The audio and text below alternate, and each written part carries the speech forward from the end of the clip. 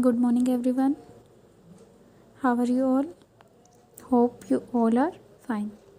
Today, we will learn about tongue related to our nervous system. Our chapter name is the nervous system. Okay. What do you mean by tongue? टंग का meaning सभी को पता है. टंग helps us to test. टंग हमारी किस चीज़ में help करती है? टेस्ट में. टेस्ट को पहचानने में कि टेस्ट बिटर है, साल्टी है, सोर है, स्वीट है. तो ये सब हमें कैसे पता चलता है? टंग की हेल्प से. The surface of the tongue has many receptors called taste buds. Tongue की सरफेस के ऊपर बहुत से रिसेप्टर्स होते हैं जिसे हम टेस्ट बर्ड्स बोलते हैं. ये टेस्ट बर्ड किस चीज़ में हेल्प करते हैं?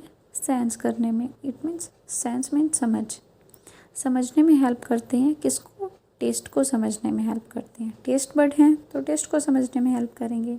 Like salt, sour, bitter and sweet. जैसे कि नमकीन, खट्टा, कड़वा और मीठा. The messages are send to the brain through the nerve. जो मैसेजेस हैं वो टंग की हेल्प से ब्रेन तक कैसे पहुंचाए जाते हैं? नर्व से पहुंचाए जाते हैं. आप सभी को पता है कोई भी मैसेज अगर ब्रेन तक पहुंचाया जाता है तो वो किसी भी नर्व के हेल्प से पहुंचाया जाता है. जैसे कि आइज़ जो हैं वो मैसेज ब्रेन तक कैसे पहुंचाते हैं? ऑप्टिक नर्व की हेल्प से. और ईयर्स कैसे ट्रांसमिट करते हैं? ऑडिटरी नर्व की हेल्प से. ये सब हम पहले स्टडी कर चुके हैं. और ऐसे ही टंग जो हैं किसकी हेल्प से ब्रेन तक मैसेजेस को ट्रांसमिट करते हैं? नर्व्स की हेल्प से. ओके. यहाँ आपको बॉक्स में एक फैक्ट गिवन है, इसके बारे में स्टडी करते हैं. It is a common misconception that taste buds on the surface of tongue are perfectly grouped into sections. यह एक नॉर्मल सी मिसअंडरस्टैंडिंग है कि जो टेस्ट बर्ड जो हमारी टंग के सरफेस के ऊपर टेस्ट बर्ड होते हैं जो हमारे टेस्ट को सेंस करने में हेल्प करते हैं, उन्हीं को टेस्ट बर्ड बोलते हैं. तो वो उनको अलग अलग सेक्शंस में डिवाइड नहीं किया गया. Exclusively responsible for different basic tastes. हालांकि वो अलग अलग प्रकार के टेस्ट, अलग अलग टाइप के टेस्टेस को पहचानने के लिए अच्छे से रिस्पॉन्सिबल होते हैं, जिम्मेवार होते हैं. Like bitter, sour, salt and sweet. ये 4 टाइप के टेस्टेस होते हैं.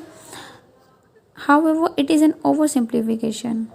तो ये एक आम सी बात कैसे है? Tongue has all taste bird.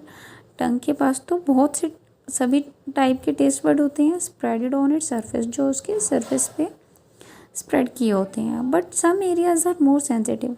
लेकिन टंग का कुछ एरिया ऐसा होता है जो बिल्कुल सेंसिटिव होता है to one taste than others, कि वो एक से ज़्यादा टेस्ट को भी सेंस कर सकते हैं. ओके.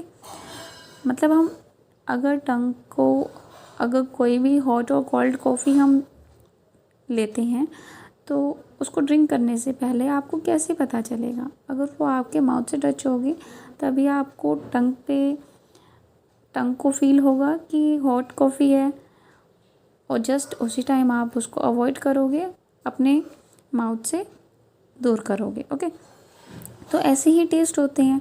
अगर कोई भी टेस्ट है, लाइक आप लेमन को टेस्ट करते हो, तो अगर आप लेमन को लिक करोगे तो क्या होगा? वो आपको सोर दिखाई देगा, और उससे क्या होगा? आपकी टंग को जो है वो उसकी टेस्ट के बारे में पता चलेगा. तो वो मैसेज कहाँ तक पहुँचाएगी? ब्रेन तक. किसकी हेल्प से? नर्व की हेल्प से मैसेजेस पहुँचाएगी. ओके. नेक्स्ट टॉपिक है nose. What do you mean by nose? Nose का काम क्या होता है? What is the function of nose? All we know very well. Nose का फंक्शन क्या होता है? स्मेल करना. किसी भी चीज़ को स्मेल करना नोज़ का फंक्शन है, चाहे वो फ्रेगरेंस हो, चाहे वो बैड स्मेल हो. Okay. Nose help us to smell inside the nose. Nose हमारा किस चीज़ में हेल्प करता है? स्मेल करने में, किसी भी चीज़ को सूंघने में. इनसाइड द नोज़, नोज़ के अंदर there is a hollow space called nasal cavity. आप सभी को पता है हमारे नोज़ के अंदर 2 होल्स होते हैं जिसको हम नेसल कैविटी बोलते हैं. क्या बोलते हैं? nasal cavity. Okay, nose has receptors in a small patch at the roof of the nasal cavity. Nose के पास भी कुछ ऐसे रिसेप्टर्स होते हैं, छोटे छोटे पैचेस बने होते हैं किसके ऊपर, नसल कैविटी के ऊपर.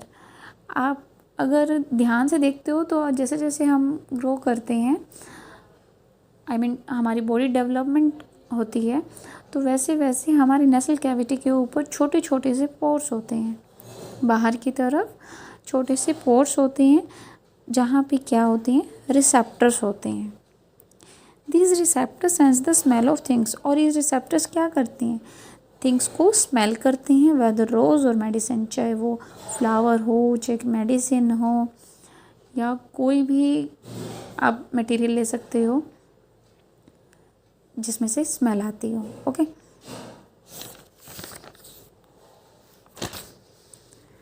नेक्स्ट है the receptors send messages to the brain. जो रिसेप्टर्स हैं वो क्या करते हैं, मैसेजेस को ब्रेन तक पहुंचाती हैं. किसकी हेल्प से, ऑल्फैक्टरी नर्व. अभी मैंने आपको बताया था जो टंग है मैसेजेस कहाँ तक पहुंचाती है, ब्रेन तक पहुंचाती है. किसकी हेल्प से, नर्व की हेल्प से. और आइज़ किसके हेल्प से मैसेज पहुंचाते हैं, ऑप्टिक नर्व की हेल्प से. तो ऐसे ही नोज़ किसकी हेल्प से मैसेजेस पहुंचाएगा, ऑल्फैक्टरी नर्व की हेल्प से. Okay, the brain analyses this messages to know the smell of things. तो ब्रेन इस पे क्या करेगा, एनालाइज मीन्स इस पे हमारी, इट मीन्स उसको जांच करनी शुरू करेगा उसके बारे में. This messages to know the smell of things. उन मैसेजेस पर जांच करनी शुरू करेगा कि ये किस चीज़ की स्मेल है. Okay, here in the nose traps dust and germs. हमारे नोज़ के अंदर जो छोटे स्मॉल हेयर होते हैं वो किस चीज़ में हेल्प करते हैं, डस्ट और जर्म्स को हमारे नोज़ से दूर रखने में हेल्प करते हैं. बिकॉज जैसे ही वो डस्ट और जर्म्स हमारे नोज़ के अंदर नसल कैविटी के थ्रू हमारे नोज़ के अंदर एंटर करेगी, वैसे ही हमें या तो स्नीजिंग होने लगेगी या हमें कोल्ड हो जाएगा. तो इन सब चीज़ों से बचने के लिए हमारे नोज़ में क्या होती हैं, हेयर होते हैं. Hands filter the air. जो एयर को अच्छे से फिल्टर करते हैं before it passes into lungs, ताकि वो लंग्स तक अच्छे से क्लियरली पास हो सके.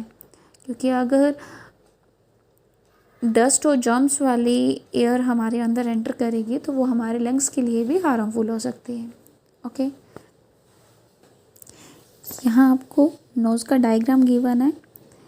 देखो, अभी आपको बताया गया था कि नसल कैविटी के रूफ पर कुछ स्मॉल रिसेप्टर्स होते हैं जो इसको सेंस करते हैं. ओके, और किसकी हेल्प से मैसेजेस ब्रेन तक पहुंचाए जाते हैं, ऑल्फैक्टरी नर्व की हेल्प से, जो नोज़ के अंदर होती हैं.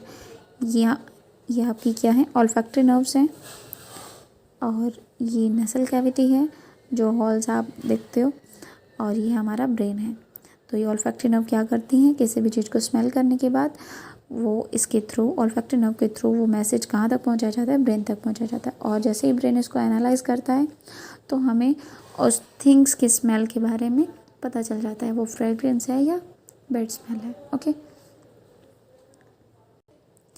our last topic is skin. As we know, what is the use of skin? Skin is the largest organ of our body. हम सबको पता है कि स्किन सबसे बड़ा सेंस ऑर्गन है हमारी बॉडी का. ओके, सेंस ऑर्गन 5 होते हैं, eyes, ears, nose, skin and tongue. और स्किन क्या है, लार्जेस्ट ऑर्गन है. It has different receptors. इसके पास अलग अलग टाइप के रिसेप्टर्स होते हैं. रिसेप्टर्स मीन्स जो सेंस करते हैं किसी भी, जैसे कि टंग के पास रिसेप्टर थे टेस्ट बड के लिए, और नोज़ के पास भी रिसेप्टर्स थे, वो क्या कर रहे थे, थिंग्स की स्मेल को सेंस कर रहे थे.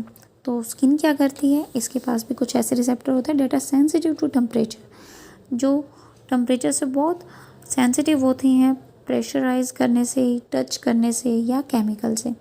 इट मीन्स हमारी स्किन जो है बहुत सेंसिटिव होती है. अगर एसिड वगैरह हमारी बॉडी पे गिरता है तो हमारी बॉडी पे क्या होगा, स्किन पे क्या होगा, रैशेस हो जाएंगी, हमारी स्किन पूरी तरह से बर्न हो जाएगी. ऐसे ही टेम्परेचर है. टेम्परेचर अगर ज़्यादा winter it means winter climate है तो आपकी बॉडी क्या हो जाएगी, बिल्कुल कोल्ड हो जाएगी, कूल हो जाएगी. और हॉटनेस है तो टेम्परेचर हॉट है तो क्या होगा, आपकी बॉडी बिल्कुल हॉट हो जाएगी. ऐसे ही प्रेशर होता है. प्रेशर के अकॉर्डिंग भी क्या होता है, अगर आपको कोई ज़ोर से पुश करेगा तो आपकी बॉडी पे क्या पड़ेगा, इफ़ेक्ट पड़ेगा और आप नीचे गिर सकते हो। तो ये सब क्या होगा, स्किन पे ही प्रेशर डाला जा रहा है। ऐसे ही टच करने से, अगर किसी ने आपको टच किया तो आप कैसे फील करते हो, स्किन की हेल्प से ही फील कर सकते हैं।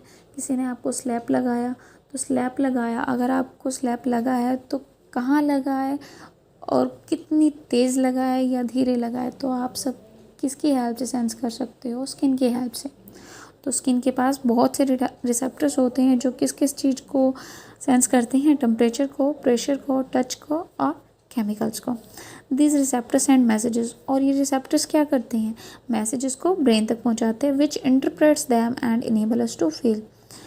जो उसको ब्रेन क्या करता है, सभी मैसेजेस को एनालाइज करता है, उसको इंटरप्रेट करता है, समझने की कोशिश करता है, and enable us to feel, और फिर हम उसको फील कर पाते हैं। यहाँ हमें कुछ नॉलेज फैक्ट गिवन है, इसके बारे में स्टडी करते हैं। ब्रेल स्क्रिप्ट, ब्रेल स्क्रिप्ट को हिंदी में बोला जाता है ब्रेल लिपि, नेम्ड आफ्टर इट्स डेवलपर। इस ब्रेल स्क्रिप्ट किस लिए नाम रखा गया और किसका नाम है, 1821 में ये नाम रखा गया। किसने रखा ये नाम, लुइस ब्रेल के नाम से रखा गया। लुइस ब्रेल कौन थे, ये जिनकी पिक्चर आपको गिवन है, is a script for blind people. ये वो ग्रेट मैन हैं जिन्होंने ब्लाइंड पीपल के लिए एक बुक लिखी थी। The script is a series of raised dots arranged in cells. ये एक ऐसी लिपि है जिसमें सीरीज गिवन है। इट मीन्स ये ऐसी बुक है जिसको ब्लाइंड पीपल रीड कर सकते हैं। कैसे रीड कर सकते हैं, टच करके रीड कर सकते हैं, क्योंकि ये बुक ऐसे बनी होती है, इसके ऊपर डॉट्स लगी होती हैं। पूरी बुक पे जितना भी लिखा होगा वो कैसा लिखा होगा, डॉट्स की हेल्प से लिखा होगा, और डॉट से ही अल्फ़ाबेट्स को डिनोट किया गया है। ओके, तो जो वो डॉट्स होती हैं ऐसे तो हमें टच करने से फील नहीं होंगी, बट वो जो डॉट्स होती हैं आपको गिवन है इसमें रेस्ड डॉट्स, इट मीन्स उभरी हुई होती हैं, वो थोड़ी सी इन सेल्स, मतलब कि वो हल्की हल्की उभरी हुई होंगी, जिसको टच करने से आप फील कर सकते हो कि ये कौन सा अल्फ़ाबेट होगा। Okay, each cell represent a letter. हर सेल से, सेल मतलब छोटे छोटे से डॉट्स हैं, उसी को ही सेल बोला है। Each cell represent a letter. हर सेल से एक लेटर का पता चलेगा, एक वर्ड बनेगा, एक न्यूमेरिकल और एक पंक्चुएशन मार्क, मतलब कि full stop, question mark, comma, semicolon, इसको पंक्चुएशन मार्क बोलते हैं। न्यूमेरिकल मीन्स काउंटिंग हमारी 1 2 3 अप टू 10, काउंटिंग तो इन्फिनिटी तक है वैसे। ए ब्लाइंड पर्सन और whose eyesight is not fit for reading. कोई भी ब्लाइंड पर्सन जिसे दिखाई नहीं देता, कोई अंधा व्यक्ति, and whose eyesight is not fit for reading, और वो जिसकी आंखें पढ़ने के लिए सक्षम नहीं है, मतलब कि वो उसे पढ़ने में कोई परेशानी आ रही है, उसकी आईसाइट वीक हैं, can read script with his और हर फिंगर्स, तो वो अपनी फिंगर्स की हेल्प से उस स्क्रिप्ट मीन्स उस बुक को, लिपि को पढ़ सकता है। और जो ये रेस्ड डॉट्स ब्लाइंड पीपल के लिए जो बुक लिखी गई है, इसी को ही ब्रेल स्क्रिप्ट बोला जाता है। और ब्रेल स्क्रिप्ट इसका नाम क्यों रखा गया, क्योंकि जिन्होंने ये बनाई, जिन्होंने इनको डिस्कवर किया, उनका नाम क्या था, लुइस ब्रेल। ओके, आज आपका चैप्टर नंबर 4 कंप्लीट हो गया, तो आपको इसको अच्छे से रीड करना है। अगर आपको कोई प्रॉब्लम है तो आप वो मुझसे ले सकते हो। Thank you and have a nice day.